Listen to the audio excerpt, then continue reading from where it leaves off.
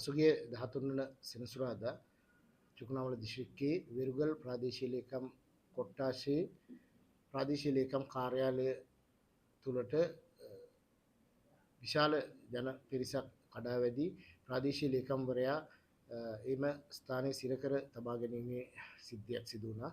එම තත්ත්වය පිළිබඳව සොයා බලා ඊට අවශ්‍ය කටයුතු කිරීම සඳහා එම ස්ථානයට ගිය දිස්ත්‍රික් ලේකම්වරයා විදිහට මටත් මගේ කාර්ය මණ්ඩලයේ නිලධාරීන්ටත් මේ තත්ත්වය ඇති වුණා.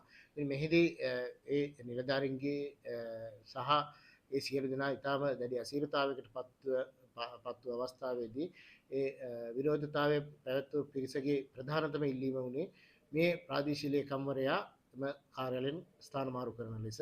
නමුත් නිලධාරියෙකු ස්ථානමාරු කිරීම සඳහා ඔහුට විරුද්ධව චෝදනාවක් හෝ ඔහුගේ අක්‍රමිකතාවයක් හෝ තිබිය යුතු බව ප්‍රකාශ කළා. නමුත් ඒට කන් නොදුන් නිසා අපිට ඉතා මහත් පරිශ්‍රමයක් දරා මට එතනින් ඉවත් වීමටත් සිදු වුණේ පොලිසිය ආරක්ෂාව සහිතව.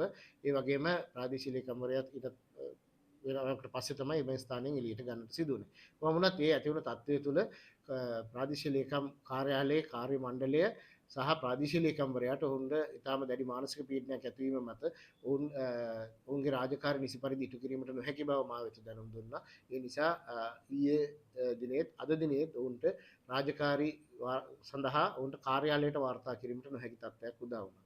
ඒ අනුව මම මෙම තත්ත්වය අපිට ප්‍රාදේශීය ලේකම් කාර්යාලය විදිහට විශේෂයෙන්ම ජනතාවගේ සේවා ඉටු කිරීම අත්‍යවශ්‍ය වෙන නිසා අපි ඒ සඳහා අවශ්‍ය තත්ත්වය සකස් කරගන්න. එහෙම නැත්නම් අවශ්‍ය රාජකාරීමේ වටපිටාව සකස් කර ගැනීම සඳහා ප්‍රාදේශීය ලේකම් කාර්යාලය කටයුතු අඛණ්ඩව කරගෙන යාම සඳහා අවශ්‍ය ආරක්ෂක තත්ත්වය පිළිබඳව තහවුරු කර ගැනීම සඳහා මම අද දවසේදී චුකුණාමල නියෝජ්‍ය පොලිස් ප්‍රතිතුමාගෙන් ඉල්ලීමක් කළා මේ අවශ්‍ය ආරක්ෂක තත්ත්වය අපිට සම්පාදනය කරලා දෙන්න කියලා.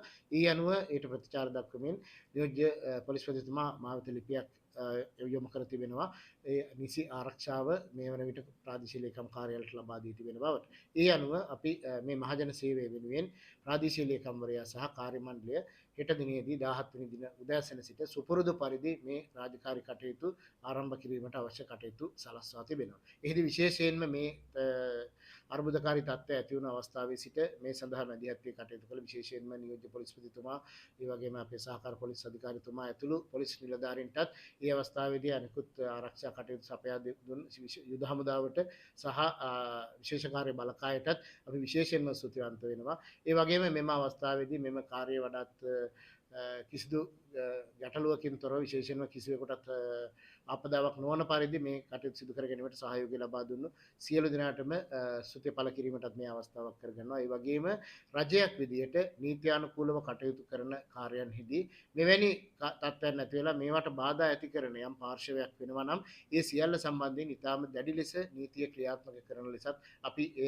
අදාළ බලධාරීන් ඉල්ලා සිටිනවා. මොකද රාජ්‍ය නිලධාරීන් මේ කටයුතු කරන්නේ බොහොම වෙහෙස මහන්සි වෙලා බොහොම කැපකිරීම කරලා ප්‍රාදේශීය ලේකම්වරයා සති දෙකකට වඩා කාලයක් එම කාර්යාලයේ රැඳී සිටමින් කටයුතු කරලා තියෙනවා. අනිකුත් නිලධාරීන් මේ සඳහා දිවාරය නොබලා කටයුතු කරලා තියෙනවා. ඉතින් මේව රාජකාරී කටයුතු කරන නිලධාරීන්ට යම් බාධාවක් අපහසුතාවයක් ඇති වෙනවා නම් ඒ සම්බන්ධයෙන් ඒ කටයුතු සිදු කරන සියලු දෙනා වෙනුත් නීතිය ක්‍රියාත්මක විය යුතු බව මා අදාළ සියලු බලධාරීන් එවැනි තත්ත්වයන් ඇති නොවීමට අවශ්‍ය කටයුතු සලස්වා දෙන ලෙස ඉල්ලා සිටිනවා.